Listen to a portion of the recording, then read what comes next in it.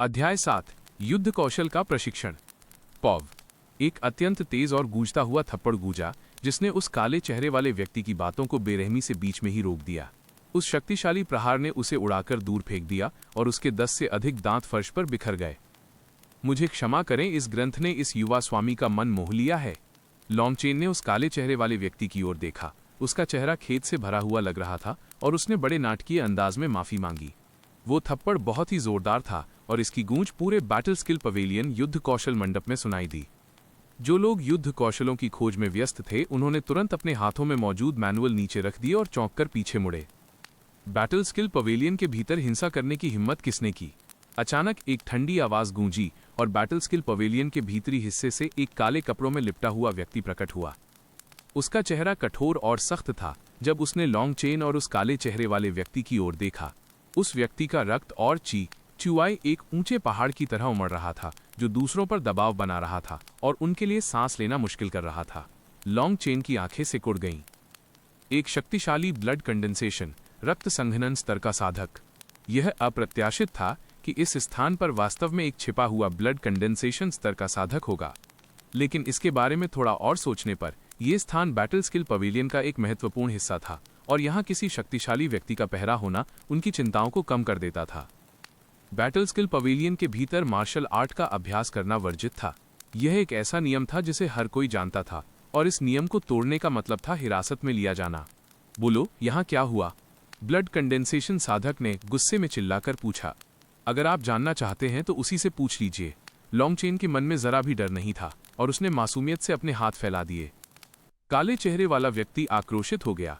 प्रहार तो स्पष्ट रूप से उसे लगा था, तो फिर उसे पूछने की क्या जरूरत थी? सीनियर। इसी समय दूर खड़ा झोउ याओयांग जल्दी से दौड़कर आया।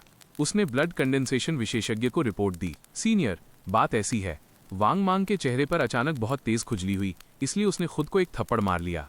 वास्तव में यहाँ कोई लड़ाई या बल प्रयोग नहीं हुआ, आप खुद देख सकते हैं। वांग मांग नाम का वो काले चेहरे वाला व्यक्ति हतप्रभ रह गया, लेकिन जैसे ही वो कुछ कहने वाला था उसने दूर खड़े ली हाउ को उसे अर्थपूर्ण इशारा करते हुए देखा, इसलिए उसने अपनी बात निगल ली। तुम सैवेज मार्किस के बेटे हो? जी हाँ। झोउ याओयांग ने जल्दी से सिर हिलाया। उस व्यक्ति ने सिर हिलाया और फर्श पर पड़े वांग मांग को देखते हुए कहा, अगर तुम्हारे चेहरे पर खुजली है तो बस खुजला लो, इतना शोर मत मचाओ। इसे खुद साफ करो, मैं ऐसी स्थिति दूसरी बार नहीं देखना चाहता। बोलने के बाद वो मुड़ा और चला गया, जिससे चकित लोगों की भीड़ पीछे रह गई जो सोच रहे थे कि झोउ याओयांग ने वास्तव में लॉन्गचेन की मदद क्यों की। हा, तुमने सुना नहीं उसने क्या कहा? जल्दी से अपना कचरा साफ करो। लॉन्गचेन ऐसे हंसा जैसे उसे इस पूरे घटनाक्रम की पहले से उम्मीद थी। मुड़कर वो एक और युद्ध कौशल खोजने के लिए आगे बढ़ गया। घृणित कमीना। लॉन्गचेन को इस घटना को इतनी सहजता से लेते हुए देखकर वांग मांग इतना क्रोधित हुआ कि उसकी आंखों से मानो चिंगारियां निकल रही थीं। उस एक थप्पड़ ने उसे बहुत अपमानित महसूस कराया था। वांग मांग, सह लो। अगर तुम अपना मुंह खोलते और लॉन्गचेन पर मारने का आरोप लगाते तो उसे 1 महीने के लिए हिरासत में लिया जाता, लेकिन 1 महीने बाद वो सही सलामत रिहा हो जाता। हालांकि अगर तुम अभी इस गुस्से को पी जाते हो तो कल ली हाओ तुम्हें ये सम्मान वापस दिलाने में मदद करेंगे, इसलिए तुम्हें इसे बिल्कुल सहना होगा। झोउ याओयांग ने उसे सूचित किया। वांग मांग ने सिर हिलाया। वो जानता था कि ली हाओ ने लॉन्गचेन के साथ युद्ध तय किया है, लेकिन इतने लंबे समय तक लॉन्गचेन को परेशान करने के कारण वो इसका इतना आदी हो चुका था कि ये उसके लिए सिर्फ एक खेल बन गया था। हालांकि आज उसके खेल की वजह से उसे चेहरे पर एक जोरदार थप्पड़ मिला और उसके पास शिकायत करने की जगह भी नहीं थी। टूटे हुए दांतों के दर्द और गुस्से को उसे अपने पेट में ही दबाना पड़ा। कुछ लोग बिखरे हुए दांत उठाने और खून के धब्बे पोंछने में व्यस्त थे। तभी झोउ याओयांग ने अचानक पूछा, तुम्हारे चेहरे पर सूजन बहुत कम है, तो ऐसा लगता है कि लॉन्गचेन की ताकत अभी भी बहुत ज्यादा नहीं है। लेकिन ये कैसे हुआ कि उसने तुम्हारे इतने सारे दांत गिरा दिए? बाकी लोग भी बहुत संदिग्ध थे। सामान्य ज्ञान के अनुसार केवल एक अत्यंत शक्तिशाली बल ही इतने मजबूत दांतों को गिरा सकता था। कौन जानता है? यह पूरी तरह से हास्यास्पद है, वांग मांग ने उदासी से कहा।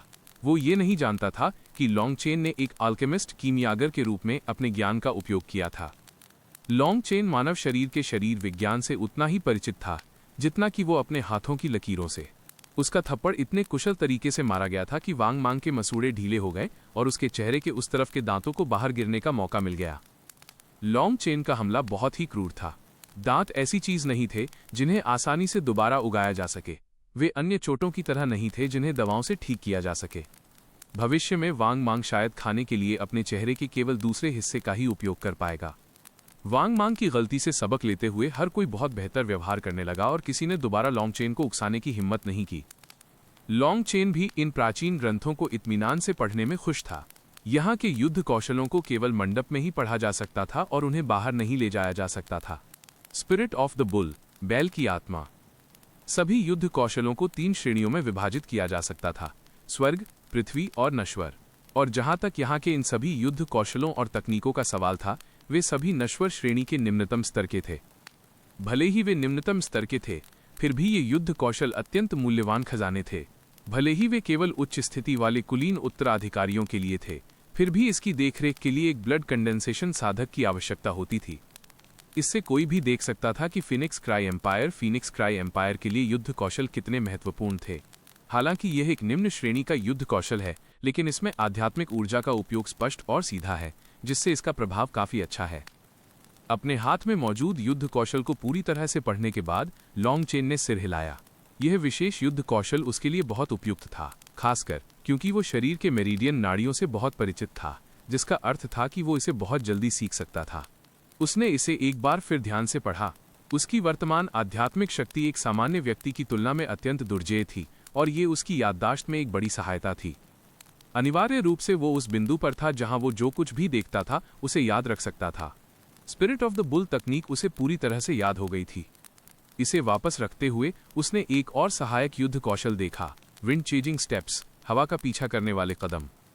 विंड चेजिंग स्टेप्स एक प्रकार की फुटवर्क तकनीक थी। आध्यात्मिक ऊर्जा पैरों के आसपास केंद्रित मेरिडियन के एक विशिष्ट सेट के माध्यम से प्रवाहित होती थी, जिससे व्यक्ति की गति और विस्फोटक शक्ति बढ़ जाती थी। चाहे वो लंबी दूरी तय करना हो या छोटी दूरी का बचाव, ये तकनीक अत्यंत प्रभावी थी। उत्कृष्ट, एक और व्यावहारिक तकनीक जिसका मैं उपयोग कर सकता हूँ। लॉन्ग चेन धीरे से मुस्कुराया और एक बार फिर आध्यात्मिक ऊर्जा के सभी मार्गों और इसे करने के विवरणों को सावधानीपूर्वक याद करने में व्यस्त हो गया। समय समाप्त। सभी कुलीन उत्तराधिकारी ग्रंथों को वापस रख दें। यदि कोई गुप्त रूप से कुछ चुराने का साहस करता है तो मृत्यु भी उसके लिए पर्याप्त सजा नहीं है। इसी क्षण ब्लड कंडेंसेशन साधक फिर से प्रकट हुआ। उसकी ठंडी आवाज सबके कानों तक पहुंची और सबने जल्दी से अपने हाथों में मौजूद ग्रंथों को वापस रख दिया। कई लोग जो अभी भी जारी रखना चाहते थे, आहें भरने लगे और अपना सिर हिलाने लगे। फिनिक्स क्राई एम्पायर वास्तव में युद्ध कौशलों के मामले में बहुत सख्त था। हर महीने उन्हें यहाँ अध्ययन करने के लिए केवल आधा दिन मिलता था। कई लोगों को केवल एक युद्ध कौशल सीखने के लिए कई महीनों का समय बिताना पड़ता था। लेकिन हालांकि वे असंतुष्ट थे, किसी ने भी शिकायत करने की हिम्मत नहीं की। लॉन्ग चेन ने थोड़ा हैरान होकर ऊपर देखा।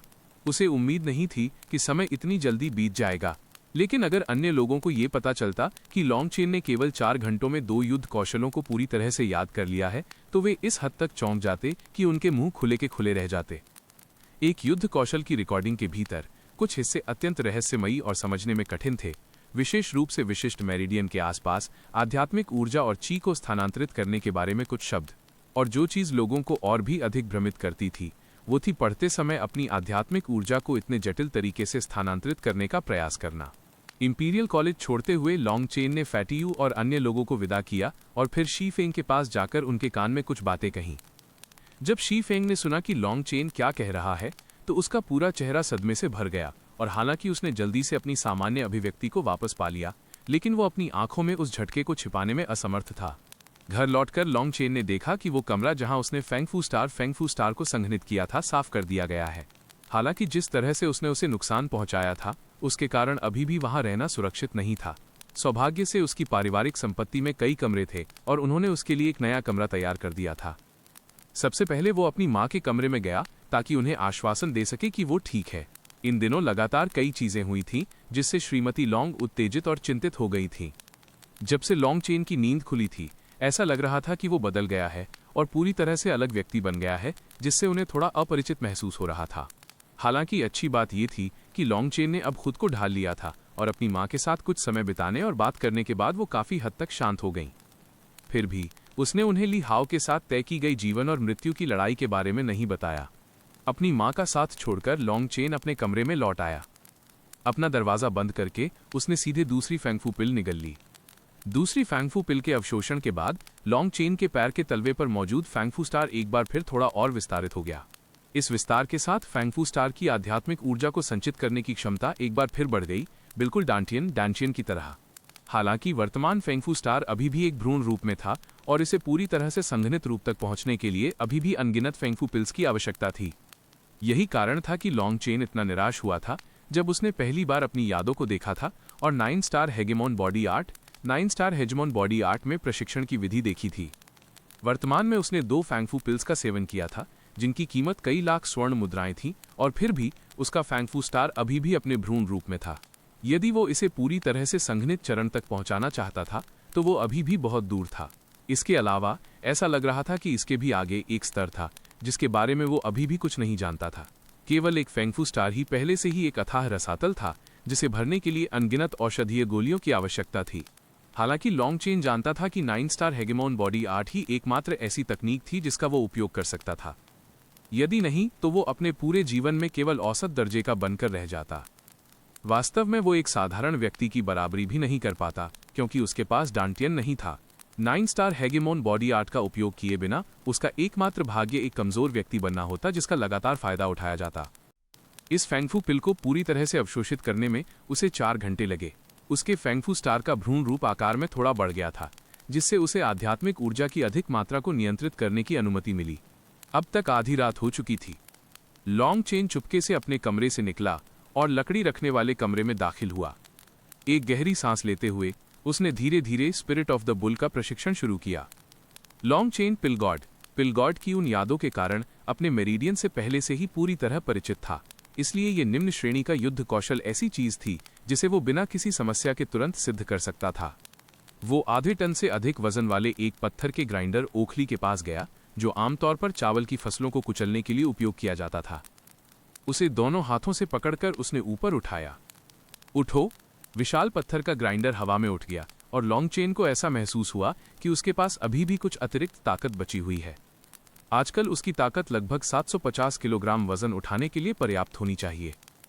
हालांकि जब झोउ याओयांग ने उसे पीटा था तब उसकी ताकत केवल 75 किलोग्राम थी।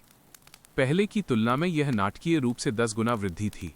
उत्कृष्ट अन्य कारकों को शामिल किए बिना और केवल अपनी वर्तमान शारीरिक शक्ति पर भरोसा करते हुए मैं शायद ची कंडेंसेशन के 5वें हेवन स्टेज के लोगों का मुकाबला कर सकता हूं। लॉन्ग चेन कुछ उत्तेजित महसूस किए बिना नहीं रह सका और साथ ही वो 9 स्टार हेगेमोन बॉडी आर्ट में प्रशिक्षण लेने के लिए और भी अधिक उत्सुक हो गया। अभी उसने केवल एक भ्रूण रूप संघनित किया था और उसकी शक्ति पहले से ही इतनी विशाल मात्रा में बढ़ गई थी। यदि वो वास्तव में पूर्ण फैंगफू स्टार को संघनित कर ले तो उसकी शक्ति किस स्तर तक बढ़ जाएगी। कुछ देर हिचकिचाने के बाद लॉन्ग चेन परीक्षण जारी रखने की इच्छा को नहीं रोक सका। खुद को तैयार करते हुए उसके पैर के पास की हवा धीरे धीरे डगमगाने लगी और उसके पैर से और उसके मेरिडियन के माध्यम से एक झुलसाने वाली शक्ति निकली जो धीरे धीरे उसकी मुट्ठी में जमा हो गई। फिस्ट ऑफ द बुल, बैल की मुट्ठी। बैंग! लॉन्ग चेन की मुट्ठी पत्थर के ग्राइंडर से टकराई और एक विस्फोटक धमाके के साथ पत्थर का ग्राइंडर हवा में उछल गया और मजबूती से दीवार से जा टकराया जिससे पूरी दीवार ढह गई। लॉन्ग चेन उस शक्तिशाली बल को मूर्खतापूर्ण तरीके से घूरने लगा। मूल रूप से वो बस शक्ति के साथ थोड़ा प्रयोग करना चाहता था। उसे उम्मीद नहीं थी कि इससे इतना बड़ा हंगामा खड़ा हो जाएगा। कमरे के बाहर से अन्य सभी लोग जाग गए और घबरा गए। ये जानकर कि उसने एक बड़ा हंगामा खड़ा कर दिया है, वो जल्दी से अपने कमरे में वापस आ गया और सोने के लिए लेट गया। हालांकि वो खुशी के मारे नाचने की हद तक इतना उत्साहित था कि सो नहीं पाया। 9 स्टार हेगेमोन बॉडी आर्ट। आखिर ये साधना तकनीक किस स्तर तक पहुंची थी? यदि सभी 9 तारों को संघनित कर लिया जाए तो किस प्रकार की शक्ति उत्पन्न होगी? लॉन्ग चेन बस बहुत उत्साहित था और पूरी रात सो नहीं सका। जब सूरज की पहली किरण ने उसके कमरे को रोशन किया तो उसने धीरे धीरे अपनी आंखें खोलीं। हे, तुम मेरे शरीर के हिस्से लेना चाहते हो? ये काफी बड़ा सपना है। बहुत बुरा हुआ कि तुम इसे पूरा करने में सक्षम नहीं हो। उठने और अपना चेहरा धोने के बाद उसने सुना कि नौकर अभी भी चर्चा कर रहे थे कि पिछली रात लकड़ी वाले कमरे में क्या हुआ था। उगते सूरज का स्वागत करते हुए लॉन्ग चेन अपने दिल से निकलने वाले एक निश्चित विचार को नहीं रोक सका। आज का दिन अच्छा है, मैं कुछ भी हासिल कर सकता हूं। अध्याय 8, जीवन और मृत्यु की जंग। मार्शल एरिना युद्ध अखाड़े के चारों ओर काफी लोग जमा हो चुके थे। तमाशबीनों के अलावा वहां साम्राज्य की राजधानी के कई कुलीन उत्तराधिकारी भी मौजूद थे। आज लॉन्ग चेन और ली हाओ के बीच जीवन और मृत्यु की लड़ाई का दिन था। हालांकि इस जगह पर द्वंद्व और लड़ाइयां आम बात थीं, लेकिन जीवन और मृत्यु के दांव वाली लड़ाइयां बहुत कम होती थीं। इस स्थिति में और भी अजीब बात यह थी कि लड़ने वाले दोनों कुलीन उत्तराधिकारियों का कोई बहुत बड़ा कल्टीवेशन बेस, साधना स्तर नहीं था। फिर भी अनगिनत लोग इसे देखने आए थे। इसके अलावा पूरी राजधानी के सबसे प्रसिद्ध जुआघर यूलन गैम्बलिंग हॉल ने भी एक सार्वजनिक सट्टेबाजी का बाजार खोल दिया था। ली हाओ की जीत 2 गुना दांव, लॉन्ग चेन की जीत 10 गुना दांव। चूंकि जीवन और मृत्यु की लड़ाई के दौरान किसी भी प्रकार की धोखाधड़ी संभव नहीं थी और उनकी कुलीन स्थिति के कारण परिणाम पर दांव लगाना कई लोगों के लिए रोमांचक था।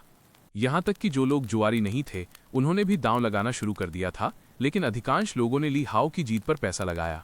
हालांकि लॉन्ग चेन ने पिछली बार ली हाओ को हराया था, लेकिन उस समय ली हाओ पूरी तरह से असावधान थे और लॉन्ग चेन ने उस मौके का फायदा उठाया था। ऐसा चमत्कार दूसरी बार नहीं होने वाला था। केवल कुछ ही लोग जो या तो मजाक कर रहे थे या हताश थे, उन्होंने जोखिम लेने का फैसला किया और लॉन्ग चेन पर दांव लगाया। सट्टेबाजी का स्थान अखाड़े से ज्यादा दूर नहीं था।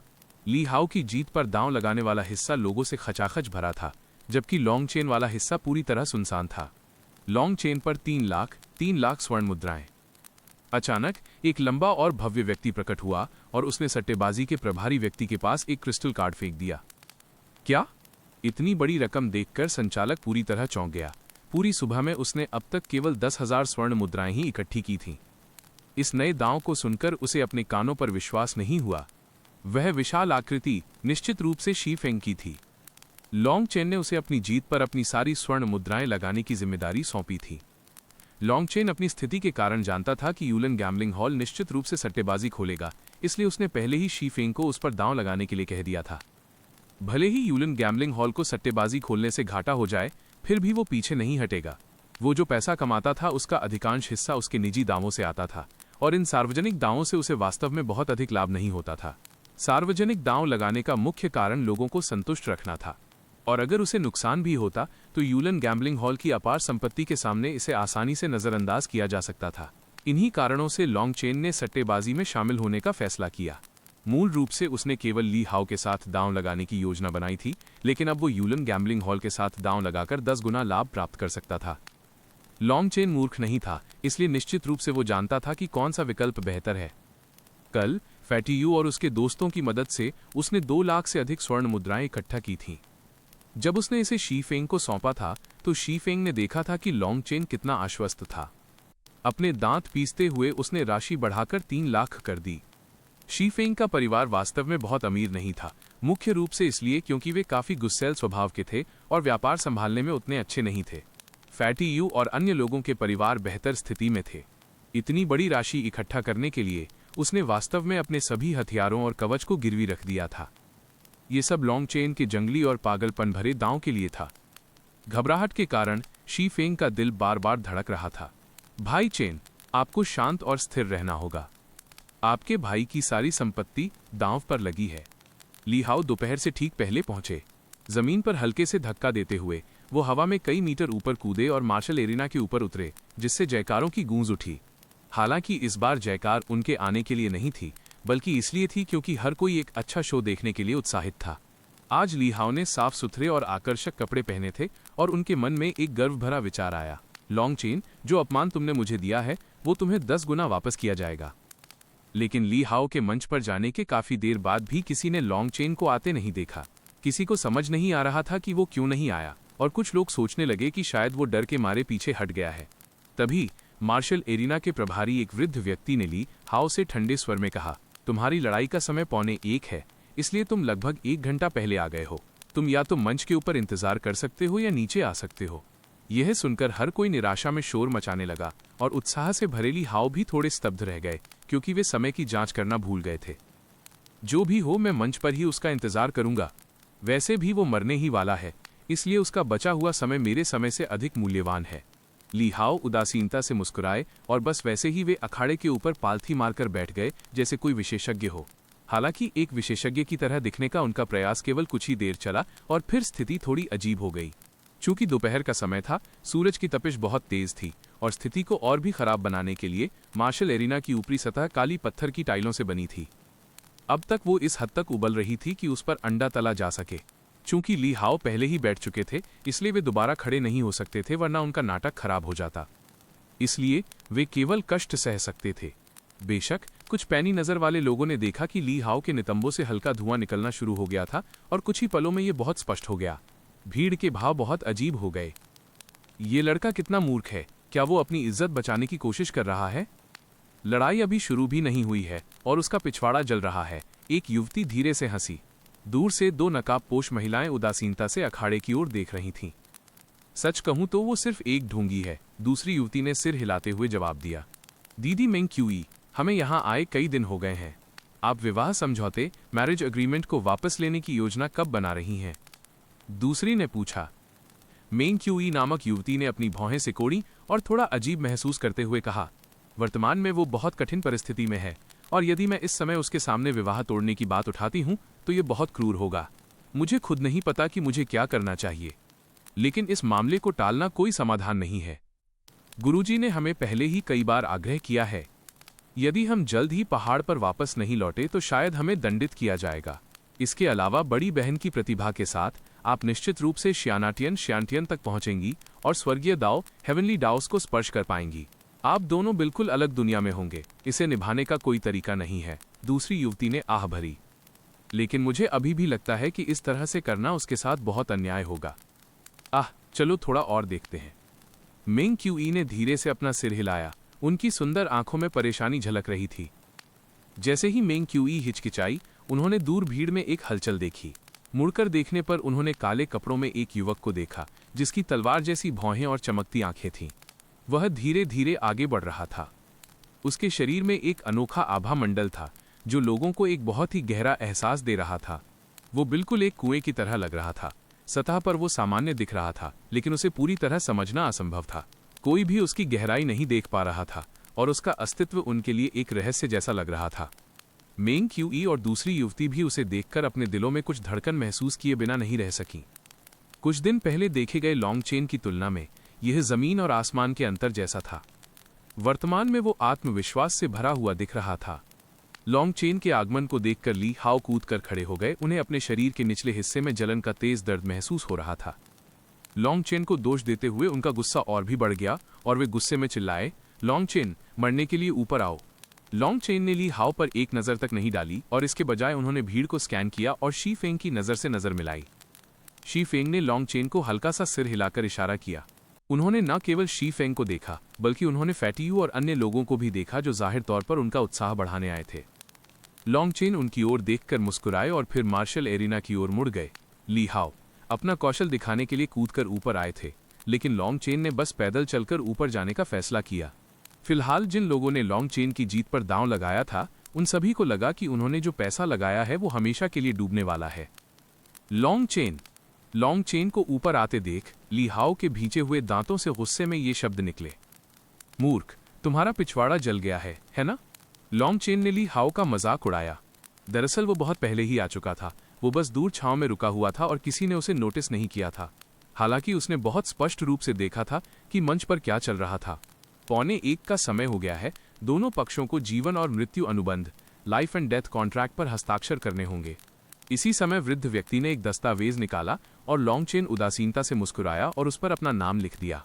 ये समय पिछले द्वंद्व से अलग था। इस बार विजेता के सामने हार मान लेने का कोई असर नहीं होगा। हारने वाले का जीवन और मृत्यु विजेता के हाथों में थी। ली हाओ ने भी हस्ताक्षर किए और एक भयावह भाव के साथ कहा, छोटे कमीने, आज मैं वो सारा अपमान 100 गुना वापस करूंगा जो तुमने मुझे दिया था। अब जब जीवन और मृत्यु अनुबंध पर हस्ताक्षर हो गए थे तो अब किसी रेफरी की आवश्यकता नहीं थी। वर्तमान मार्शल एरिना अब वो भूमि बन गई थी जिस पर वे फैसला करेंगे कि आज कौन मरेगा। लगता है तुम्हें समझ नहीं आ रहा है। तुमने मुझे इतनी बार उकसाया है और अब मैं और सहन नहीं करने वाला। लॉन्ग चेन ने एक गहरी सांस ली। उसकी आंखों में एक अत्यंत गहरा मारने का इरादा, किलिंग इंटेंट, प्रकट हुआ। जब से झोउ याओयांग ने पहली बार कहा था कि वो लॉन्ग तियानक्सियाओ का बेटा नहीं है, कई लोगों ने उसके खिलाफ इसी तरह के अपमान का इस्तेमाल करना शुरू कर दिया था। नर्क में जाओ कमीने, ली हाओ ने मजाक उड़ाया और एक तेज दहाड़ के साथ उनके पूरे शरीर की आध्यात्मिक चुआई घूमने लगी और नग्न आंखों से शरीर के चारों ओर आध्यात्मिक ऊर्जा की हलचल देखी जा सकती थी। देख रही भीड़ ने यह देखकर सिर हिलाया। पिछली बार ली हाओ बेहद दुर्भाग्यशाली रहे थे। उन्होंने अपने शरीर की रक्षा के लिए कोई तैयारी नहीं की थी और लॉन्ग चेन ने उन्हें हराने के लिए एक त्वरित हमले का इस्तेमाल किया था। लेकिन इस बार उन्होंने ठीक से तैयारी की थी और अपनी सुरक्षा डिफेंसेस तैयार कर ली थी। हालांकि यह केवल ची कंडेंसेशन की आध्यात्मिक ऊर्जा थी और शरीर को छोड़ने का कोई रास्ता नहीं था, लेकिन शरीर के भीतर सुरक्षा के लिए आध्यात्मिक ऊर्जा का संचार करने का मतलब था कि एक साधारण व्यक्ति के लिए कोई भी चोट पहुंचाना बहुत कठिन होगा। ली हाओ के अपनी सुरक्षा तैयार करने के बाद उनके चेहरे पर एक भयावह मुस्कान आ गई। वे लॉन्ग चेन की ओर झपटे। उनके दोनों हाथ लॉन्ग चेन के कंधों को निशाना बनाने वाले पंजों में बदल गए। उनके ये दोनों पंजे आध्यात्मिक ची से भरे हुए थे, जिससे वे लोहे के दांतों से कम नहीं थे। यदि सामान्य लोग इसकी चपेट में आ जाते तो उनके कंधे तुरंत टूट जाते। अच्छा ली हाओ, इस कमीने को पूरी तरह से अपाहिज कर दो। अखाड़े के नीचे से उस व्यक्ति की एक जोरदार आवाज आई जिसे लॉन्ग चेन ने इंपीरियल कॉलेज में उड़ा दिया था। वांग मांग। वांग मांग अपनी युवावस्था में ही अपने आधे दांत खो चुका था और जहां तक हड्डियों को जोड़ने वाली औषधीय गोलियों की बात थी, वे उसके परिवार के लिए खरीदने के लिए बहुत महंगी थीं। आजकल वो पहले से ही लॉन्ग चेन के लिए नफरत से भरा हुआ था और लॉन्ग चेन को हमला होते देख वो जयकार करने से खुद को रोक नहीं सका। लेकिन शीफेंग, फैटियू और अन्य सभी अत्यंत चिंतित हो गए। शुरुआत से ही लॉन्ग चेन ने थोड़ा सा भी कल्टीवेशन बेस नहीं दिखाया था, जिससे उनके दिल पल भर के लिए गले में अटक गए। लॉन्ग चेन ठंडे स्वर में मुस्कुराया जब उसने ली हाओ की ओर देखा। एक कदम उठाते ही उसका पूरा शरीर एक परछाई में बदल गया और वो ली हाओ की ओर झपटा। अध्याय 9, अल्केमिस्ट गिल्ड। बैंग। एक विस्फोटक शोर गूंजा जिसने वहां मौजूद हर व्यक्ति को पूरी तरह से हतप्रभ कर दिया। किसी ने ध्यान ही नहीं दिया कि कब, लेकिन एक पल में लॉन्ग चेन किसी दानव की तरह ली हाओ के ठीक सामने प्रकट हो गया था। ये उसके विंड चेसिंग स्टेप्स के कारण था। इस तकनीक ने उसकी गति को चरम पर पहुंचा दिया था, विशेष रूप से कम दूरी में, और इसकी विस्फोटकता ऐसी थी जिससे बचना असंभव था। ली हाओ के दोनों पंजे हवा में वार कर गए, जबकि लॉन्ग चेन की टांग पूरी ताकत से चली और ली हाओ के पैरों के बीच गुप्तांग पर इतनी भीषण शक्ति से प्रहार किया कि उसका पूरा शरीर हवा में उछल गया। धमाके की आवाज के बाद ली हाओ की पतलून से एक छोटी सी गेंद जैसी चीज उड़कर बाहर निकली और भीड़ की ओर जा गिरी। वांग मांग अभी भी कल्पना कर रहा था कि ली हाओ लॉन्ग चेन को तड़पाएगा और उसे मौत से भी बदतर सजा देगा, लेकिन वर्तमान स्थिति ने उसके इस भ्रम को पूरी तरह चकनाचूर कर दिया और वो भौचक्का होकर मुंह बाए खड़ा रह गया। वो इस बात से पूरी तरह बेखबर था कि अंगूर के आकार की एक छोटी सी चीज उड़कर उसके मुंह की ओर आ रही है। जब तक उसने ध्यान दिया, वो चीज उसके खुले मुंह में जा चुकी थी। इससे पहले कि वो कुछ समझ पाता, वो फिसलन भरी चीज उसके गले से उतरकर पेट में चली गई और अपने साथ एक विचित्र घृणित दुर्गंध ले आई। आह! अब जाकर वांग मांग को होश आया और वो पागलों की तरह गले में उंगली डालकर उसे निकालने की कोशिश करने लगा, जिससे उसे उबकाई आने लगी। कुछ देर बाद उसने एक छोटी सी गेंद जैसी चीज उगल दी। जब झोउ याओयांग और उसके पास खड़े बाकी लोगों ने उस चीज को देखा तो वे भी उल्टी करने लगे और तुरंत उससे दूर हट गए। आहा! मार्शल एरिना अखाड़े पर ली हाओ अपने कूल्हे गुप्तांग को जोर से पकड़े हुए था। उसका चेहरा दर्द से मरोड़ रहा था। यदि उसने अपनी रक्षा के लिए आध्यात्मिक ची क्यूआई का कवच तैयार न किया होता तो वो दर्द के मारे बहुत पहले ही बेहोश हो गया होता। एक पल के लिए पूरा दर्शक दीर्घासन्न रह गया। सबकी निगाहें मंच पर पड़े ली हाओ से लेकर जमीन पर पड़ी उस दूर की गोल चीज पर घूमने लगी और उनके चेहरे के भाव अत्यंत विचित्र हो गए। ये तुम्हारे लिए अच्छा है, अब तुम बिना लड़खड़ाए और गिरे चल पाओगे, लॉन्ग चेन ने सिर हिलाते हुए कहा। तुम? ली हाओ ने उसे गुस्से से घूरा, मानो उसे फाड़ देना चाहता हो। उसके खानदान का आखिरी चिराग उससे छीन लिया गया था और अब जबकि वो वांग मांग के पेट में जा चुका था, वो इस हद तक गल चुका था कि यदि वो उसे वापस ले भी लेता तो उसका उपयोग नहीं कर पाता। एक को जंगली कुत्ता ले गया और दूसरा अब किसी काम का नहीं रहा। ली हाओ अब एक नपुंसक व्यक्ति बनने के लिए अभिशप्त था। कमीने, मर जा! Stone crushing fist, stone crushing fist. Li Hao पागलों की तरह दहाड़ा और अपने निचले शरीर से उठने वाले दर्द को दबाने के लिए जबरदस्ती अपनी आध्यात्मिक ची का संचार किया। उसकी मुट्ठी लॉन्ग चेन की ओर बढ़ी, जिससे हवा में सीटी जैसी आवाज गूंजी। उसकी ची कंडेंसेशन के तीसरे हेवन स्टेज की पूरी शक्ति का विस्फोट हुआ। अब तक वो पागलपन में डूब चुका था और झोउ याओयांग के निर्देशों को पूरी तरह भूल गया था। उसके दिमाग में केवल एक ही बात थी, लॉन्ग चेन को पूरी तरह तबाह करना। ली हाओ को पूरी तरह उन्मत्त होते देख लॉन्ग चेन की आंखों में एक ठंडी मारक इच्छा, किलिंग इंटेंट प्रकट हुई। वो दहाड़ा और वो आवाज भयंकर बिजली के कड़कने जैसी थी, जिसने आसपास के लोगों के कान सुन्न कर दिए। एक अदृश्य आभा ने लॉन्ग चेन को घेर लिया। बचाव के लिए कोई कदम न उठाते हुए उसने भी अपनी मुट्ठी से हमला किया। Spirit of the bull! Boom! एक धमाके के बाद हड्डियां टूटने की आवाज आई। ली हाओ के मुंह से एक दर्दनाक चीख निकली और उसका खून हर तरफ बिखर गया। लोग ये देखकर स्तब्ध और भयभीत रह गए कि ली हाओ का एक हाथ पूरी तरह चकनाचूर हो गया था। लॉन्ग चेन अभी भी अपने मुक्के वाली मुद्रा में था। उसकी आंखें बर्फीली, ठंडी और पूरी तरह उदासीन थीं। उससे एक भयानक मारक इच्छा निकल रही थी जो लोगों की आत्माओं को झकझोर रही थी। वर्तमान लॉन्ग चेन एक निर्दयी यमराज, डेथ गॉड की तरह लग रहा था। उसका पूरा शरीर ठंडी मारक इच्छा से भरा हुआ था जिसने हर किसी को डर से कांपने पर मजबूर कर दिया। पूरी भीड़ मरघट जैसी शांत थी। उसने अभी जो शक्ति प्रदर्शित की थी वो ऐसी थी जिससे 7वें हेवन स्टेज पर मौजूद झोउ याओयांग को भी थोड़ा डर महसूस हुआ। यह कैसे संभव है? वह युद्ध कौशल, बैटल स्किल्स का उपयोग कर सकता है? क्या उसके लिए साधना करना असंभव नहीं था? आखिर ये क्या हो रहा है? उसके चेहरे के भाव बिल्कुल भयानक हैं। लोग अपने झटके को रोक नहीं पा रहे थे और जहां तक उन लोगों की बात थी जिन्होंने पहले लॉन्ग चेन का मजाक उड़ाया था, वे सभी दहशत से भर गए थे। अखाड़े पर पड़े ली हाओ को देखकर उन्हें ऐसा लगा जैसे वे अपनी ही छवि देख रहे हों। वे कांपने लगे, उनकी रूह कांप उठी। यहां तक कि लॉन्ग चेन खुद भी थोड़ा हैरान था। ऐसा लगा कि उसने भी 9 स्टार हेगेमोन बॉडी आर्ट को कम आंका था। अन्यथा यदि कोई सामान्य व्यक्ति निम्न श्रेणी के युद्ध कौशल का उपयोग करता तो वो इतनी भयानक ताकत नहीं निकाल पाता। धीरे धीरे ली हाओ की ओर बढ़ते हुए लॉन्ग चेन के हर कदम की आवाज साफ सुनाई दे रही थी। वो आवाज किसी हत्यारे के संगीत की तरह थी जिसका हर कदम लोगों के दिलों पर दबाव बना रहा था। कदम, कदम, कदम। अब तक ली हाओ के गुस्से के भाव गायब हो चुके थे और उनकी जगह पूरी तरह से आतंक ने ले ली थी। कांपते हुए वो हकलाया, नहीं, पास मत आओ। ली हाओ भागना चाहता था लेकिन पूरी तरह आतंकित होने के कारण उसे अब एहसास हुआ कि उसका शरीर जरा भी ताकत नहीं लगा पा रहा है। उसके लिए धीरे धीरे पास आता हुआ लॉन्ग चेन एक ऐसे दुस्वप्न की तरह था जिससे वो भाग नहीं सकता था। नहीं, मुझे मत मारो। ये सब झोउ याओयांग के कहने पर हुआ था। ली हाओ ने सिसकते हुए भीख मांगी।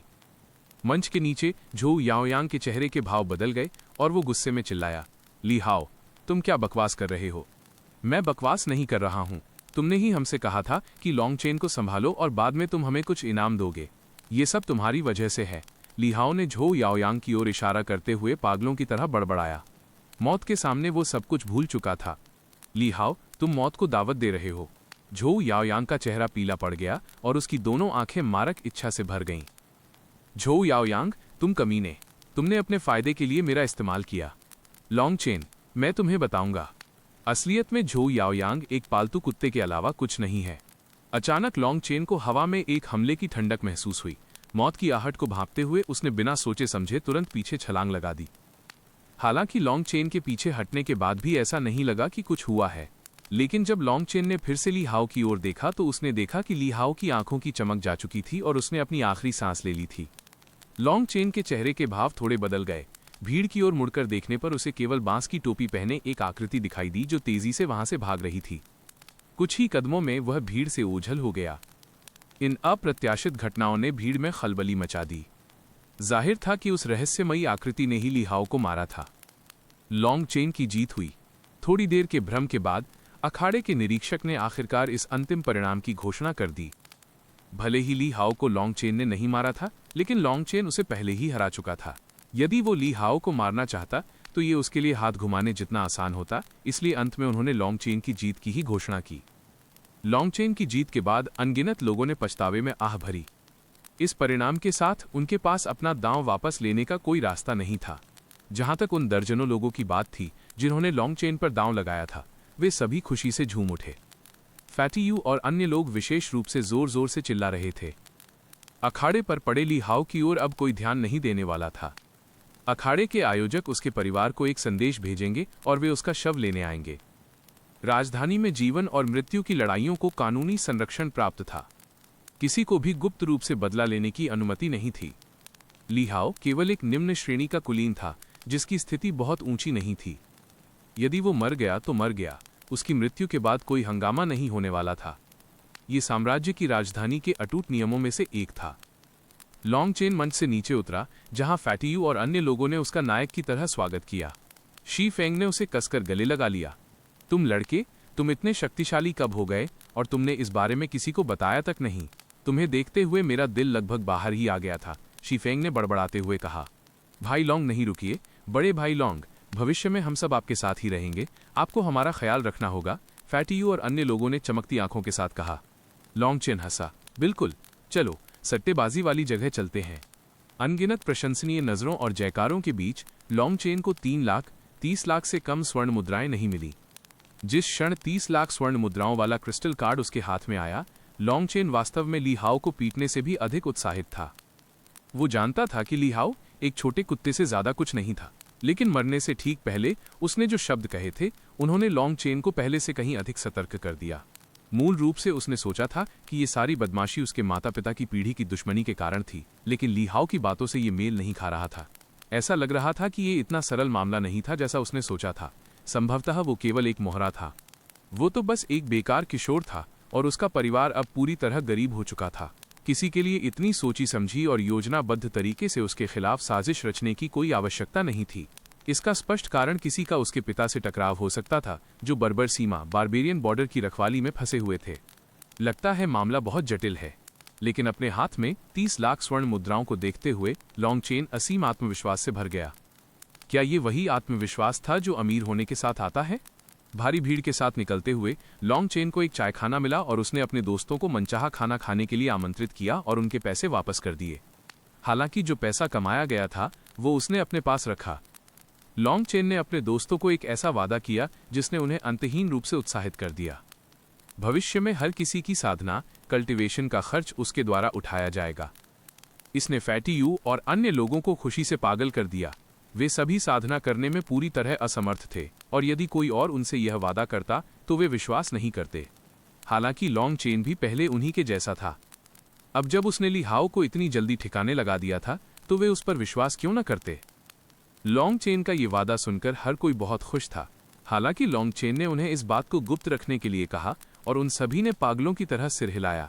उनकी भविष्य की साधना उनके जीवन जितनी ही महत्वपूर्ण थी और लॉन्ग चेन की बातों की गंभीरता को देखते हुए उन्होंने इसे हल्के में लेने की हिम्मत नहीं की। फैटी यू और अन्य लोगों के जाने के बाद लॉन्ग चेन शी फेंग के साथ थोड़ी बातचीत करने के लिए रुक गया। शी फेंग एक ऐसा प्रतिभाशाली व्यक्ति था जिसकी योग्यता सभी कुलीन उत्तराधिकारियों में सबसे महान थी। वो पहले से ही ची कंडेंसेशन के 8वें हेवन स्टेज पर था और किसी भी समय 9वें हेवन स्टेज में प्रवेश कर सकता था। 20 साल की उम्र से पहले ब्लड कंडेंसेशन चरण में प्रवेश करना उसके लिए इतना कठिन नहीं होना चाहिए था। इन पिछले 2 मामलों में शी फेंग के व्यवहार से लॉन्ग चेन जान गया था कि वो निश्चित रूप से भरोसे के लायक व्यक्ति है। शी फेंग की साधना के वर्तमान स्तर के बारे में पूछने के बाद लॉन्ग चेन उससे अलग हो गया और सीधे अल्केमिस्ट गिल्ड चला गया। अल्केमिस्ट गिल्ड राजधानी के दक्षिणी भाग में था। यह पूरी राजधानी का सबसे पवित्र हिस्सा था। शाही परिवार के सदस्य भी अल्केमिस्ट गिल्ड के सदस्यों के प्रति अशिष्ट होने की हिम्मत नहीं करते थे। कहा जाता था कि अल्केमिस्ट गिल्ड पूरी दुनिया में फैले हुए थे और जहां तक राजधानी के गिल्ड की बात थी वो उनकी शाखाओं में से एकमात्र था। लॉन्ग चेन को इस बार जो चीज चाहिए थी वो थी एक अल्केमिस्ट कीमियागर की आधिकारिक पहचान। वो दर्जा होने का मतलब था कि भविष्य में उसके लिए वो सब करना बहुत आसान और सुविधाजनक होगा जो वो चाहता था। चाहे आप कहीं भी जाएं, अल्केमिस्ट एक अत्यंत दुर्लभ पेशा था। इस पहचान के साथ लॉन्ग चेन की स्थिति अब वैसी नहीं रहेगी। यहां तक कि फिनिक्स क्राई साम्राज्य को भी उसके खिलाफ कार्रवाई करने से पहले सावधानी से सोचना होगा। सबसे महत्वपूर्ण बात यह थी कि वो अल्केमिस्ट गिल्ड की दुर्लभ सामग्री खरीदते समय अत्यंत अनुकूल मूल्य और तरजीही व्यवहार का उपयोग कर सकता था, जिससे वो अधिकतम धन बचा सकता था। हालांकि अल्केमिस्ट गिल्ड ने केवल कुछ ही एकड़ जमीन घेरी थी, लेकिन ये हवा में दर्जनों मीटर ऊंचा था, जो इसे अत्यंत प्रभावशाली बनाता था और लोगों के मन में इसके प्रति श्रद्धा पैदा करता था। लॉबी में प्रवेश करते ही 2 दासियों ने लॉन्ग चेन का स्वागत किया। जब उन्होंने सुना कि वो अल्केमिस्ट पहचान के लिए परीक्षा देना चाहता है तो वे चकित रह गईं। आखिरकार लॉन्ग चेन केवल 15 या 16 साल का लग रहा था और उसमें साधना स्तर की कोई हलचल नहीं थी। फिर भी वे दोनों उसे रिफाइनिंग हॉल, शुद्धिकरण कक्ष में ले गईं। इस समय रिफाइनिंग हॉल के अंदर केवल 1 दर्जन या उससे अधिक पुरुष थे। वे वर्तमान में अपनी पिल फ्लेम्स, औषधीय ज्वाला को प्रज्वलित कर रहे थे। ऐसा लग रहा था कि वे दवाइयां बना रहे थे। तुम यहां क्यों हो? जैसे ही लॉन्ग चेन ने प्रवेश किया, एक बूढ़े व्यक्ति ने आश्चर्यचकित भाव से पूछा। जब उसने उस व्यक्ति को देखा तो लॉन्ग चेन का दिल छिपे हुए गुस्से से भर गया। वो बूढ़ा आदमी वही था जिसने उसके घावों का इलाज किया था। यह व्यक्ति स्पष्ट रूप से जानता था कि उसकी चोट कोई बड़ी बात नहीं थी, लेकिन यह कहकर कि वो अपनी याददाश्त खो सकता है, उसने उसकी माँ को उसके गहने बेचने के लिए बरगलाया था। मैं यहाँ अल्केमिस्ट परीक्षा देने आया हूँ। लॉन्गचेन ने अपने दिल के गुस्से को शांत किया। वो इस बूढ़े का हिसाब बाद में चुकता करेगा। अल्केमिस्ट परीक्षा? बूढ़े ने लॉन्गचेन को ऊपर से नीचे तक देखा। लगता है पिछली बार के तुम्हारे घाव अभी भरे नहीं हैं। तुम्हें वापस जाकर उन्हें ठीक करना चाहिए। लॉन्गचेन ने थोड़ा माथा सिकोड़ा और जोर देकर कहा, मैं वास्तव में यहाँ अल्केमिस्ट परीक्षा देने ही आया हूँ। बूढ़े का चेहरा उतर गया। मेरे पास एक छोटे बच्चे पर बर्बाद करने के लिए समय नहीं है। जल्दी करो और यहाँ से दफा हो जाओ, वरना मैं गार्ड्स को बुलाकर तुम्हें बाहर फेंकवा दूंगा। लॉन्गचेन का गुस्सा एक बार फिर भड़क उठा। बूढ़े की ओर घूरते हुए वो चिल्लाया, यदि तुम्हारे कान अभी पूरी तरह बहरे नहीं हुए हैं तो मैं एक बार फिर दोहराता हूँ, मैं यहाँ अल्केमिस्ट परीक्षा देने आया हूँ। अंत तक लॉन्गचेन की आवाज एक दहाड़ बन चुकी थी जो पूरे अल्केमिस्ट गिल्ड में गूंज उठी। कौन व्यक्ति इतना शोर मचा रहा है? अचानक एक दुबला पतला बूढ़ा आदमी नाखुश भाव के साथ वहां आया। जब लॉन्गचेन ने अपनी आंखें घुमाई और उसे देखा तो उसके चेहरे के कोने पर एक शरारती मुस्कान आ गई। अध्याय 10, उस दुष्ट को सबक सिखाना। लॉन्गचेन ने उस बूढ़े को पहचान लिया, और यह केवल लॉन्गचेन ही नहीं था जो उसे पहचानता। साम्राज्य की राजधानी में बहुत कम लोग ऐसे थे जो उसे न पहचाने। वो अल्केमिस्ट गिल्ड के अध्यक्ष ग्रैंडमास्टर यून क्यूआई थे। सीनियर यून की ये लड़का अचानक यहाँ हंगामा करने आ गया।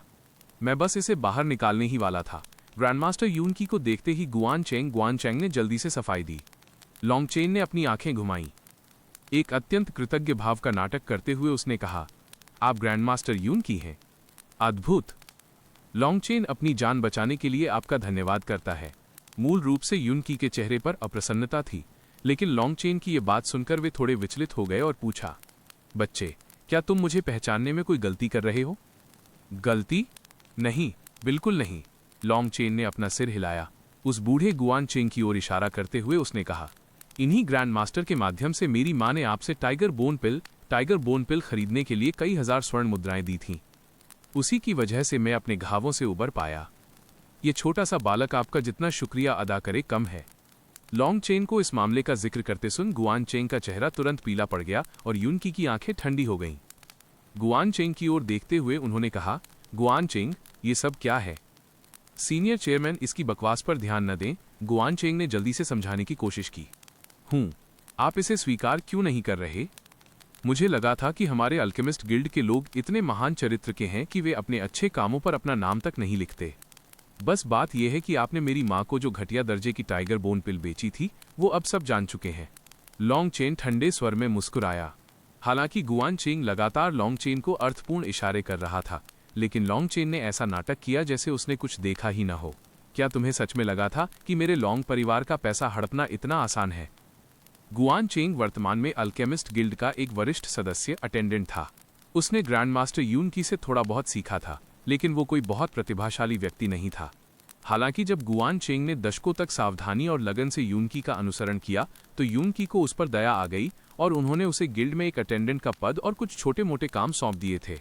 कभी कभी जब यूनकी कोई कचरा गोली, बेकार पिल बनाते तो वे उसे संभालने के लिए गुआन चेंग को दे देते थे। आमतौर पर इन बेकार गोलियों से उपयोगी हिस्सा निकालकर औषधीय तरल बनाया जाता था। उन्हें बाजार में बेचने की बिल्कुल अनुमति नहीं थी। यह इस पेशे की व्यक्तिगत अखंडता से जुड़ा मामला था। अगर यह बात लीक हो जाती कि ग्रैंडमास्टर यूनकी ने वास्तव में एक कचरा पिल बेची है तो वे अपने साथी अल्केमिस्टों के बीच मजाक बन जाते। ग्रैंडमास्टर यूनकी ने आह भरी। गुआन चेंग की ओर देखते हुए उन्होंने कहा, तुम दशकों से मेरे साथ हो, इसलिए तुम मेरे स्वभाव को समझते हो। चले जाओ और फिर कभी वापस मत आना। गुआन चेंग का बूढ़ा चेहरा मौत जैसा सफेद पड़ गया। उसकी आंखों में बेबसी और अनिच्छा के भाव थे। उसने भीख मांगी, सीनियर, मैं। जाओ, यूनकी ने उदासीनता से जवाब दिया और अपना हाथ हिलाया। गुआन चेंग लगभग लकवाग्रस्त सा होकर फर्श पर गिर पड़ा। यूनकी की यह घोषणा उसे अल्केमिस्ट गिल्ड से निष्कासित करने के बराबर थी। एक पल पहले जो अटेंडेंट खुद को बहुत ऊंचा और अलग समझता था, वो पल भर में पूरी तरह कंगाल हो गया। गुआन चेंग अचानक कई दशक बूढ़ा दिखने लगा। अरे, मैं तुमसे बात कर रहा हूं, यह नाटक बंद करो। तुमने इस गिल्ड के बाहर इतने सालों तक लोगों को धोखा दिया और ठगा है। अभी तुम्हारे पास इतना पाप का पैसा जमा है कि तुम मरने से पहले उसे खर्च भी नहीं कर पाओगे। फिर तुम ऐसे क्यों दिखा रहे हो जैसे तुम दया के पात्र हो? लॉन्गचेन ने तिरस्कार से कहा। अल्केमिस्ट गिल्ड का अटेंडेंट होने के नाते ये बूढ़ा कई कुलीन परिवारों के बहुत करीब आ गया था। इतने सालों तक यहाँ टिके रहने के दौरान उसने निश्चित रूप से बहुत लाभ कमाए थे। उसका चेहरा देखकर लॉन्ग चेन को घृणा महसूस हो रही थी। गुआन चेंग का चेहरा गुस्से से भर गया। उसकी आंखें कड़वाहट और बदले की भावना से भरी थीं। हालांकि उसने कुछ नहीं कहा और बस अपना सिर झुकाकर धीरे धीरे बाहर निकल गया। गुआन चेंग को जाते देख ग्रैंड मास्टर यूनकी ने अपना सिर हिलाया। लॉन्ग चेन की ओर मुड़कर उन्होंने कहा, धन्यवाद नौजवान, वरना ये बूढ़ा आदमी अब भी अंधेरे में ही रहता। ही, उस बूढ़े आदमी ने मेरे परिवार को उसकी एक बड़ी संपत्ति से ठगा था। मैं जानबूझकर बदला लेने आया था। इतनी शिष्टता दिखाने की जरूरत नहीं है। लॉन्ग चेन हंसा। उम्मीद के विपरीत ग्रैंड मास्टर यूनकी ने उत्तर दिया, हा, बुरा नहीं है। एक नौजवान जो इतना सीधा और स्पष्ट है, वो निश्चित रूप से विश्वासघाती और कपटी जीवन के लिए नहीं बना है। हा, इस नौजवान के इरादे और व्यवहार पूरी जिंदगी कैसे छिपे रह सकते हैं? जब छिपाना असंभव है तो मैं एक अच्छा इंसान बनकर ही क्यों न रहूं? लॉन्ग चेन ने स्पष्टवादिता से अपने हाथ फैलाते हुए उत्तर दिया। ग्रैंड मास्टर यूनकी अपनी हंसी नहीं रोक सके। पिछले कुछ सालों से हर कोई उनके साथ बहुत सम्मान और अदब से पेश आता था। ये पहली बार था जब किसी ने उनसे इतने मजाकिया अंदाज में बात की थी, इसलिए ये उनके लिए काफी सुखद अनुभव था। छोटे बालक, निश्चित रूप से तुम मेरे अल्केमिस्ट गिल्ड में सिर्फ ये शिकायत दर्ज कराने तो नहीं आए होगे। बिल्कुल नहीं, मैं यहाँ अल्केमिस्ट परीक्षा देने आया हूँ। ये कहते ही लॉन्ग चेन ने अपना दाहिना हाथ आगे बढ़ाया। पफ! उसकी उंगलियों के पोरों से एक नन्ही सी लौ निकली। ग्रैंडमास्टर पर गहरा प्रभाव छोड़ने के लिए लॉन्ग चेन का हाथ थोड़ा कांपा और वो लौ एक जंगली बंदर की तरह चंचलता से यहाँ वहाँ कूदने लगी। बुरा नहीं है। मूल रूप से जब उन्होंने लौ देखी तो यूनकी ने केवल हल्का सा सिर हिलाया था।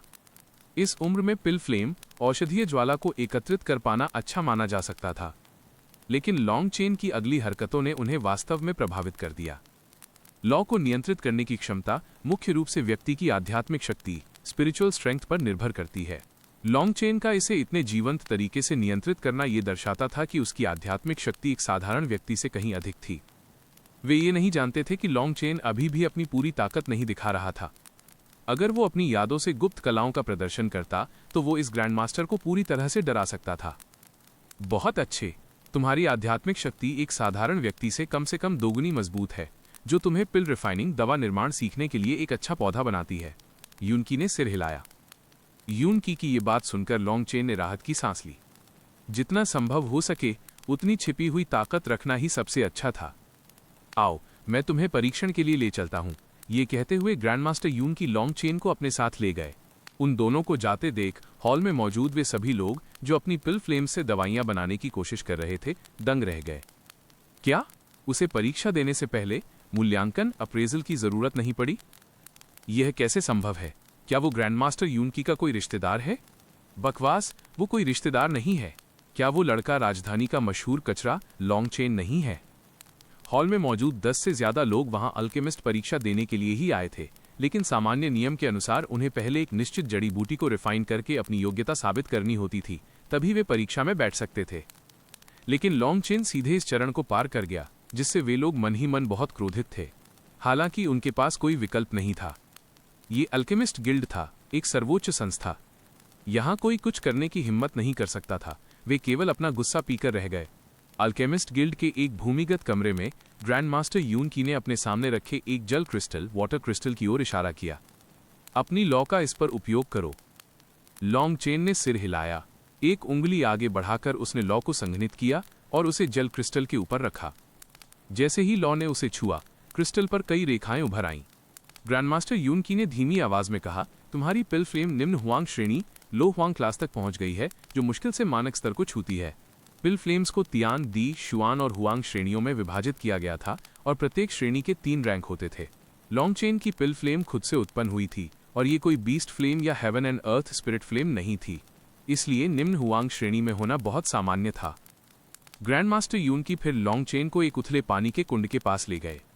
वह कुंड केवल आधा फुट गहरा था और उसका तल सैकड़ों चमकते मोतियों से ढका था। अपनी आध्यात्मिक शक्ति का संचार करो और देखो कि क्या तुम मोतियों को ऊपर तैरा सकते हो। जाहिर है, यह पानी का कुंड कोई असली कुंड नहीं था। करीब से देखने पर पता चला कि वह पानी वास्तव में आध्यात्मिक पारा, स्पिरिचुअल मर्क्यूरी वाटर था।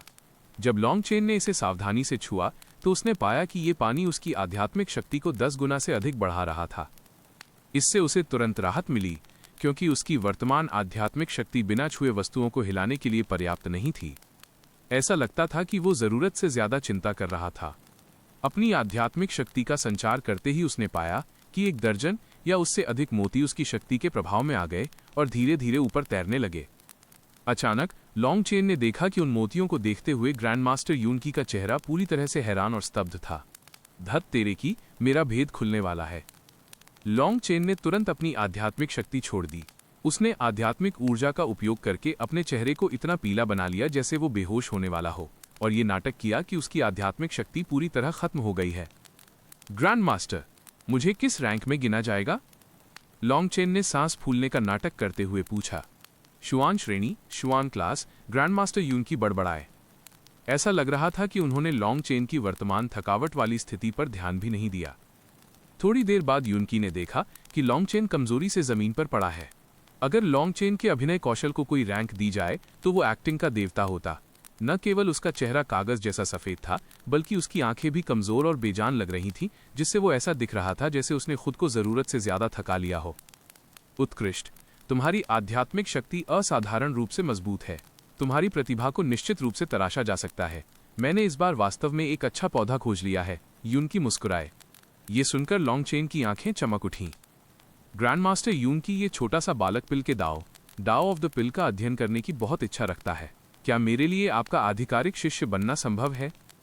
यूनकी ने अपना सिर हिलाया। मैं नहीं कर सकता। जाओ और सावधानी से प्रशिक्षण लो।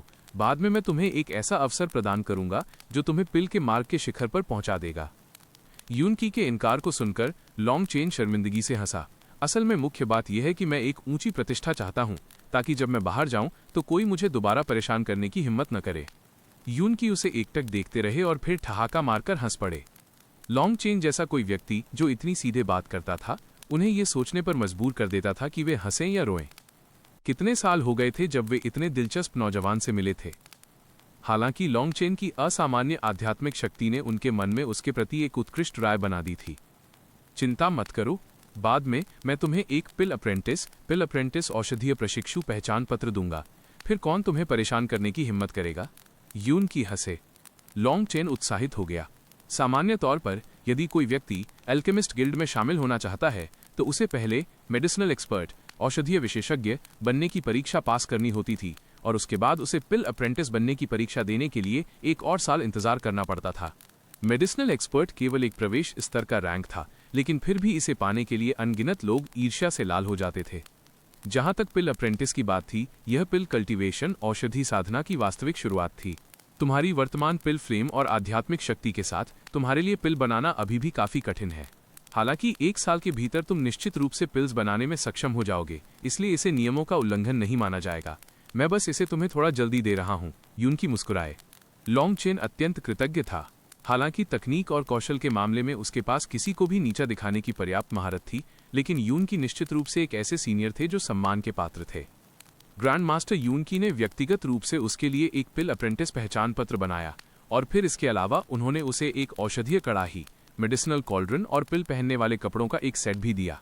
वो पोशाक अत्यंत शानदार थी, और पेट के हिस्से पर एक कढ़ाई किया हुआ पिल स्टार था, जो एक पिल अप्रेंटिस की निशानी थी। वो औषधीय कड़ाही अग्नि तांबे, फायर कॉपर और शुद्ध सोने से बनी थी, और उसका डिजाइन बहुत ही सुंदर था। ये उस पुरानी कड़ाही से कई स्तर ऊपर थी जिसे उसने खरीदा था।